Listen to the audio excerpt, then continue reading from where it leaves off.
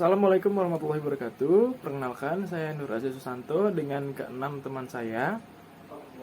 Kami dari kelompok 4 ingin mempresentasikan hasil kerja kelompok kami tentang harga transfer pada akuntansi manajemen untuk bisnis. Berikut videonya. Baik, di sini saya akan menjelaskan tentang harga transfer dalam akuntansi manajemen. Harga transfer adalah harga atau nilai dari produk atau jasa yang dibebankan pada suatu divisi atau pusat laba atau pusat pertanggungjawaban lain dalam satu perusahaan.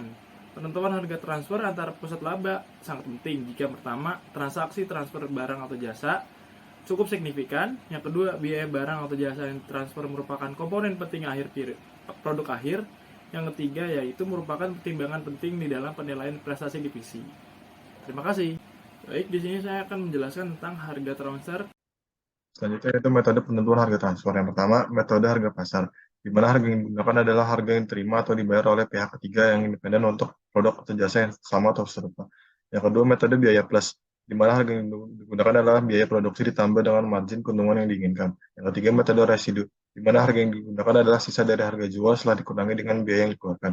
Yang keempat, metode harga negosiasi, di mana harga yang digunakan adalah hasil dari negosiasi antara dua pihak. Yang kelima, metode proforma, di mana harga yang digunakan adalah harga pasar yang diharapkan akan diterima atau dibayar pada masa yang akan datang berdasarkan analisis. Yang keenam, metode matriks harga, di mana harga yang digunakan adalah hasil dari pengembangan matriks harga yang mengukur tingkat kuantitas. 7. Metode analisis kontribusi, di mana harga yang digunakan adalah hasil dari analisis kontribusi laba dari setiap produk atau jasa yang ditawarkan. Metode harga pasar dibagi rumus yang digunakan adalah harga yang diterima atau dibayar pihak ketiga untuk produk atau jasa yang sama atau serupa. Metode biaya plus dibagi rumus yang digunakan adalah harga sama dengan biaya produksi tambah margin keuntungan. Metode residu dibagi rumus yang digunakan adalah harga sama dengan harga jual dikurang biaya. Metode harga negosiasi dibagi rumus yang digunakan adalah harga sama dengan hasil negosiasi antara dua pihak yang terlibat dalam transaksi. Metode proforma dibagi rumus yang digunakan adalah harga sama dengan harga yang diharapkan akan diterima atau dibayar pada masa yang akan datang berdasarkan analisis dan perkiraan. Metode matriks harga dibagi rumus yang digunakan adalah harga sama dengan hasil dari pengembangan matriks harga yang mengukur tingkat kualitas, kuantitas, dan jangka waktu dari produk atau jasa yang ditawarkan. Dan yang terakhir, metode analisis kontribusi dibagi rumus yang digunakan adalah harga sama dengan hasil dari analisis kontribusi laba dari setiap produk atau jasa yang ditawarkan. Kesalahan dalam penentu harga transfer yang pertama ada divisi penjual sangat ditentukan oleh kinerja. Divisi penjual diperlakukan sebagai pusat biaya karena divisi penjual sangat ditentukan oleh kinerja divisi lain, sehingga laba tidak dapat mencerminkan kinerja divisi ini. Tanggung jawab divisi penjual terbatas pada pengendalian tahap biaya. Yang kedua, ada biaya tetap bulanan. Produk yang ditransfer ke divisi pembeli ditentukan harga transfer sebesar biaya variabel. Setiap bulan divisi pembeli akan dibanding dengan beban tetap bulanan, meskipun divisi tersebut tidak mentransfer produk ke divisi pembeli. Terdiri dari biaya tetap dan laba. Yang ketiga ada pembagian laba. Laba kontribusi yang diperoleh dibagi kepada divisi penjual dan divisi pembeli menurut perbandingan proporsi biaya variabel masing-masing divisi dalam total biaya variabel produk. Yang keempat ada dua perangkat harga.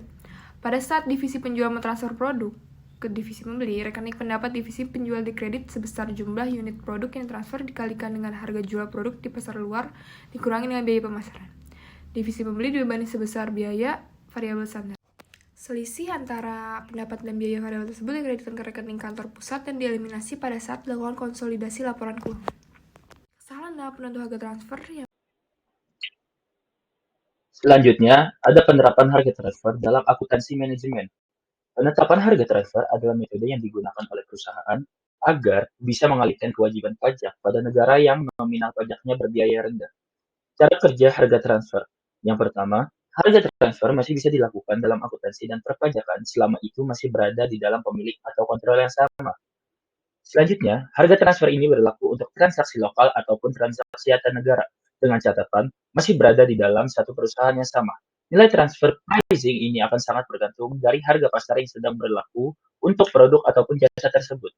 Harga transfer tidak hanya berlaku untuk barang yang memiliki bentuk atau wujud saja, tetapi juga untuk jasa serta properti intelektual. Beberapa hal yang masuk ke dalam properti intelektual adalah riset, hak paten, dan juga royalti. Penentuan harga transfer. Sebagai contoh, perusahaan menjual produk minyak ke anak perusahaan negara lain. Perusahaan dan pemerintah negara tersebut bernegosiasi untuk menentukan harga transfer yang sesuai dan tidak merugikan negara tersebut. Perusahaan harus menyediakan bukti yang memadai tentang metode yang digunakan dan analisis yang dilakukan dalam penentuan harga transfer.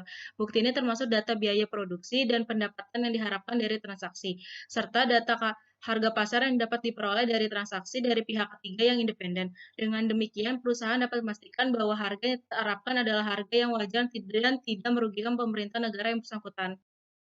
Selanjutnya ada kesimpulan dan saran, yaitu harga transfer adalah harga atau nilai dari produk atau jasa yang dibebankan pada suatu divisi atau pusat laba yang bertanggung jawabkan memberikan produk atau jasa kepada divisi atau pusat laba lain dalam suatu perusahaan.